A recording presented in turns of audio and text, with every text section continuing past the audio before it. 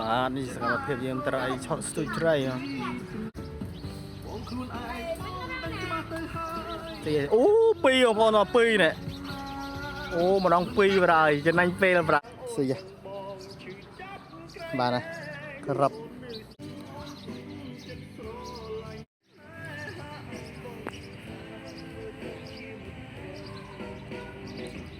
ស៊ីទៀត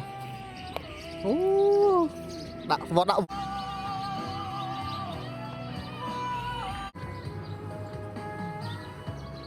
ដងទៅស៊ីវាញាក់ដងស្ទួយមកនេះ